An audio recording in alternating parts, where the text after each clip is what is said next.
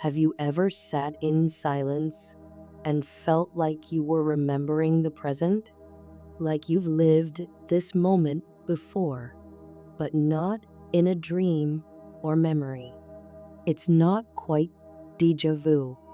It's softer than that. Stranger. There's a familiar quiet, a shadow of something looping beneath your awareness. Like time is replaying itself, not in events, but in sensations. You take a breath. You hear a bird in the distance.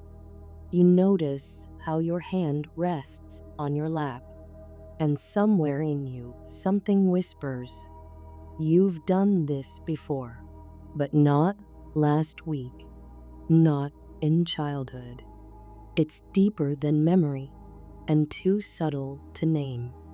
It's as if time is circling and you're caught in the loop. We think time moves forward, 1 second, then the next. One event, then the one after that. But in moments like this, it doesn't feel linear. It feels recursive, like a spiral disguised as a straight line. And maybe the trap isn't time itself. Maybe it's the mind trying to hold onto each moment, to make sense of it, to classify it, to control it. The mind loves patterns, and when it doesn't recognize one, it creates one, even if that means forcing meaning into something random, or pulling you back into thoughts you've already thought, feelings you've already felt. Here's the strange thing. We don't need to actually relive moments to feel like we've repeated them. The mind is so good at replaying ideas, reactions, even imagined futures, that it creates the illusion of being stuck. Like you're walking through the same hallway every day, but it's just your thoughts painting the walls. Repetition doesn't always happen in the world. Sometimes it happens in consciousness. And when it does, it can feel like time itself is looping. But maybe it's not time that's stuck. Maybe it's you. There's a strange comfort in repetition. We recognize ourselves through patterns, the way we think, speak, react. And so much of our identity is built not on facts, but on loops, stories we tell ourselves, habits we repeat, emotions we cycle through. You're not just remembering the past, you're remembering how you remember. And over time, the loop becomes you. Think about déjà vu, that eerie, fleeting feeling like your mind is echoing before you can fully catch up. Science might call it a neurological misfire. Spiritual traditions might call it a glimpse beyond the veil. Either way, it reminds us of something. Our experience of reality isn't just what happens.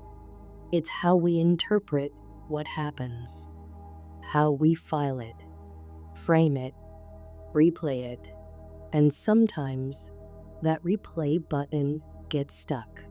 If you've ever felt emotionally stuck, like you're thinking the same thoughts or reliving the same pain, that's a kind of time loop too.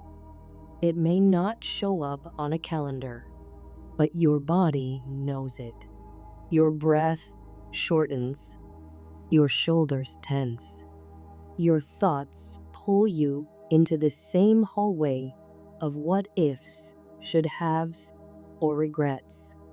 These are mental time traps, They convince us that we're solving something by thinking about it, but really, we're just spinning like a tire buried in sand.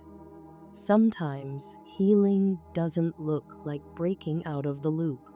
Sometimes it looks like recognizing the loop and choosing not to fuel it today. You pause. You let the thought pass. You don't try to fix it. You just watch it spiral and let it wind itself out. That's not weakness. That's awareness. Another reason we feel trapped. We assume every moment is new. Every choice, every idea, every reaction. But if you look closer, so much of what we think is spontaneous is actually rehearsed. We've said these things before. We've imagined this argument. We've played out this scenario 100 times in our heads. Even our dreams loop, patterns repeating in strange symbols. And when we wake up, we think, that was weird. But maybe the dream was just our mind doing what it always does, recycling meaning, looping emotion, trying to make chaos feel familiar. Some thoughts return because they're unresolved. Others come back because we've trained them to. Every time you revisit an old story, why they hurt you, what you could have done differently, what you fear might happen next, you reinforce the path. You deepen the groove. And over time, the thought doesn't need a reason to show up. It just does. Like a habit, like muscle memory, like time glitching inside your own head. But here's something softer to hold onto. You are not the thought. You are not the loop. You're the awareness that sees it. And that means you're already slightly outside of it. You don't need to break the loop. You just need to stop mistaking it for the truth. And when that happens, the loop begins to loosen. It becomes what it always was, a shadow passing across the wall. There's a strange moment that happens when you're stuck in mental loops. You stop experiencing the future as possibility and start experiencing it as a threat. Your mind plays it out again and again. Not just what might happen, but how it might go wrong. What you'll say, what they'll do, how it could all fall apart. And somehow, the more you rehearse it, the more real it feels. Like you're already living it. Like you've already failed. This is how the loop moves forward in time.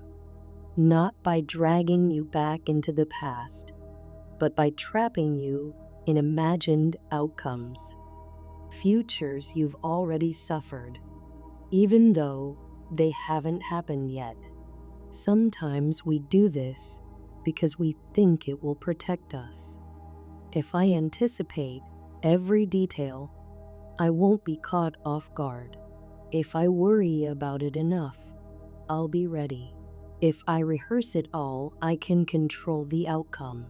But none of those are true. Control isn't clarity. It's just tension disguised as preparedness. You're not solving a problem. You're replaying it in advance. And when the future feels this rehearsed, it loses its aliveness. It becomes stale, flat, predictable, like you've already lived it, and it didn't go well. That's the real trap. You confuse knowing with bracing. You think you're being responsible when really you're just being afraid. The mind doesn't love the unknown. It wants patterns, certainty, explanations. So when it can't find those, it creates them, even if they're painful, even if they make you anxious. Because for the mind, discomfort feels safer than chaos. So it loops through possible outcomes. It simulates the future, and in doing so, it builds walls around the present. You don't notice the way the air feels right now. You don't taste the moment you're living, because part of you is already somewhere else, solving a problem that might never arrive. And by the time that imagined moment comes, you've lived it 10 times, all in your head. There's no space left to actually experience it. So what's the alternative? It's not pretending the future doesn't exist. It's not forcing yourself to stay positive. It's learning to pause, to step out of the mental rehearsal, to say, this isn't happening yet. And when it does, I'll be there for it, but not now. It's allowing the moment to be incomplete without rushing to finish it in your head. It's feeling the discomfort of not knowing without needing to solve it. It's choosing presence over prediction. One of the hardest truths is this: you might never feel ready. You might never feel certain, and that's okay. You don't need to pre-live every possibility. You don't need to shield yourself from the unknown. You're allowed to meet life as it comes, even if you feel unprepared, because real peace doesn't come from knowing everything. It comes from being open to whatever shows up and trusting that you can handle it when it does. You can't prepare for every moment, but you can be present in the moment, and sometimes that's enough. When you're caught in a loop, a thought loop, a feeling loop, a time loop, the instinct is to break out, to fix it, to untangle it, to find the exit. But what if there's no exit? Not because you're stuck, but because the loop isn't a prison. It's just a pattern, and patterns lose power the moment you stop feeding them. You don't always need a solution. Sometimes what you need is space. To step back and say, I see you. I've thought this before. I've been here before. And then to do nothing. Not fight it. Not fix it. Not escape it. Just notice it. Most of us think of awareness as passive, but it's not. Awareness is one of the most powerful tools you have.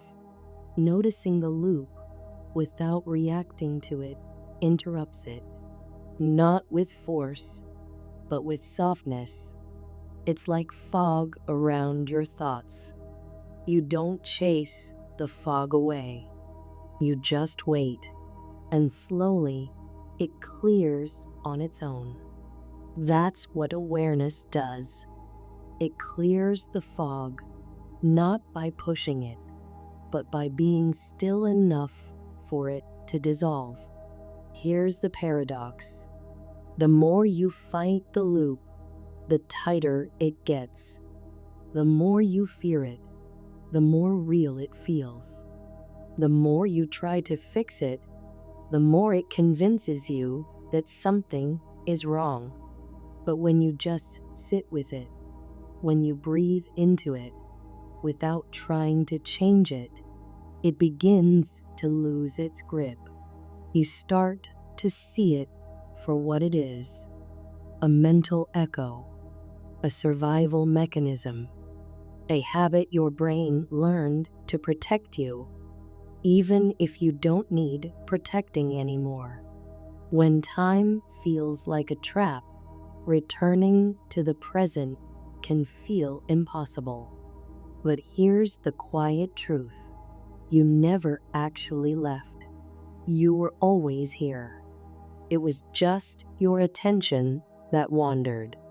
Your awareness got tangled in thought, in memory, in anticipation. And each time you notice that, each time you gently return, you're rewriting the loop, not by force, not by strategy, but by being here, fully, openly, quietly.